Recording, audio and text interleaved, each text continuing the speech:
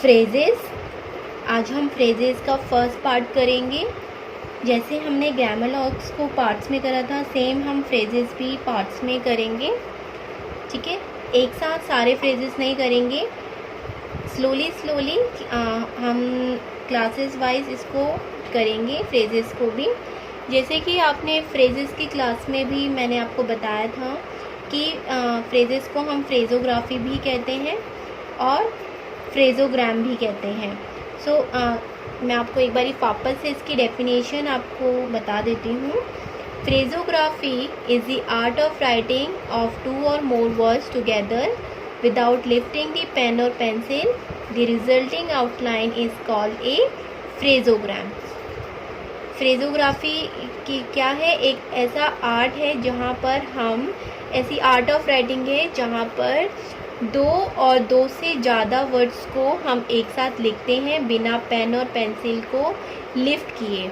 Means आपको pen और pencil को उठाना नहीं है, एक साथ कंटिन्यूटी में आपको आउटलाइन बनानी है, और जो आउटलाइन बनकर आती है वर्ड्स को एक साथ लिखने के बाद उसको हम फ्रेजोग्राम कहते हैं। ठीक है, वो हमारे फ्रेजेस होते हैं, उसको हम फ्रेजोग्राम कहते हैं। तो हमारा फर्स्ट जो हम आउटलाइन बनाएंगे वो है आई एम। आपने जैसे कि पढ़ा है पहले की क्लासेस में कि हम आई और एम को हमने शॉर्ट फॉर्म में अलग अलग लिखा था। ठीक है, ये था हमारा आई एंड ये है हमारा एम। ठीक है, शॉर्ट फॉर्म में हमने पढ़ा था आई एम। अब हम फ्रेजोग्राफी में इसको एक साथ लिखेंगे फ्रेजेस में। ठीक है, फ्रेजोग्राफी क्या है? ऐसा आर्ट ऑफ राइटिंग है जहाँ पे हम 2 और 2 से ज़्यादा वर्ड्स को एक साथ लिखते हैं। क्लियर? इसमें हम अभी 2 और 3 ही वर्ड्स को एक साथ ज्वाइन करके लिखेंगे, बट जैसे जैसे हम आगे मूव करेंगे we join more words together. Okay, so first is I am. ये हो गया हमारा I and am. Clear? I am, I को हमने पढ़ा था इनिशियली, हम इसको हाफ भी कर सकते हैं। ठीक है, इसका कॉन्टेक्टेड फॉर्म है। सो ये I and am, I am. Clear? ये हो गया हमारा phrase. Next I may be. So I may and be. Okay, I may be, I will, I and will. Okay, ये हो गया हमारा I and will। अगर आप अकेले will को लिखेंगे तो आई आपको पता है ऐसे बनते हैं, एंड विल होता है हमारा ऐसे, will. But we are joining this together, we are joining the will and I together, then we write like this, I and will. Okay, you should, you and should, upward लिखते हैं should को, you should. You should be, you should and be।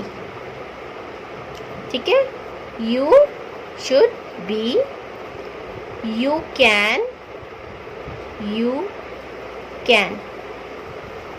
अब एक चीज़ देखिए, जहाँ से हमारा first word start होगा, जो हमारा वर्ड है, उसी के ही आगे, उसी की फॉर्म में ही आगे सारी आउटलाइंस हमारी बनती जाएगी। ठीक है, यहाँ पर नहीं देखेंगे कि हमारा कौन सा वर्ड अपवर्ड लिखा जा रहा था, या कौन सा ऑन दी लाइन था, या कौन सी थ्रू दी लाइन था। जहाँ से हमारा फर्स्ट स्टार्ट हो रहा है वर्ड, वहीं उसी के आगे ही कंटिन्यूटी में आप बाकी के सारे वर्ड्स को ज्वाइन करेंगे। ठीक है, वैसे ही आप अपना फ्रेज बनाएंगे। Next is you will, you and will, you will. Now here you can see that यहाँ पे हमने यू एंड विल, वी यहाँ पर ऑन दी लाइन आ रहा है, बट जब हम इसको आई के साथ ज्वाइन करा था ये अबव दी लाइन था। ठीक है। So it completely depends on the first word, जो इनिशियली वर्ड आ रहा है हमारा, उसके साथ उसके अकॉर्डिंग ही रिमेनिंग जो हमारे वर्ड्स होंगे वो उसके अकॉर्डिंग ही हमारे ज्वाइन होंगे। You will be, you will be, ठीक है। अब यहाँ बी हमारा ऑन दी लाइन है, बट अब यहाँ देख सकते हैं यू शुड बी में हमारा थ्रू दी लाइन भी आ रहा था, ठीक है। सो मैं आपको सिंपली यही कहना चाहती हूँ कि फर्स्ट आप कंफ्यूज ना हो कि कैसे हम आउटलाइंस बनानी है। ये ध्यान रखिए कि जहाँ से हमारा फर्स्ट हम स्टार्ट कर रहे हैं, सो उसी के आगे ही आप उसको कंटिन्यू वैसे ही बनाते जाएंगे। You may be, you may be, you may be, ठीक है। मे एंड बी, देखिए यहाँ पे आई मे बी, ठीक है, कितना चेंज है। तो इसलिए आपको सारे आउटलाइंस अच्छे से ध्यान रखने हैं एंड रीडिंग, आप जो आउटलाइन बना रहे हैं उसको वापस से रीड करना भी उतना ही इम्पॉर्टेंट है जितना कि आउटलाइन बनाना, ओके। बिकॉज आप ट्रांसक्रिप्ट कैसे करेंगे, अगर आपने शॉर्ट हैंड लिख लिया और उसको बाद में आपको ट्रांसक्रिप्ट भी करना है ना, तो इसलिए आपको उसको ट्रांसक्रिप्ट के लिए आपको शॉर्ट हैंड राइटिंग को पढ़ना भी आना चाहिए। How can they, how can they, how can they, okay. Next is with you, with you, with you. Next, when and they, when they. Next is what do you, what do you, okay, what do you. Next is what was, what and was, what was. What can be, what can be, what can be. It would be, it and would, it would be, okay, it would be. Next is it should be, it should be, it should be. It should be. Next, it will be, it will be. It was, it was.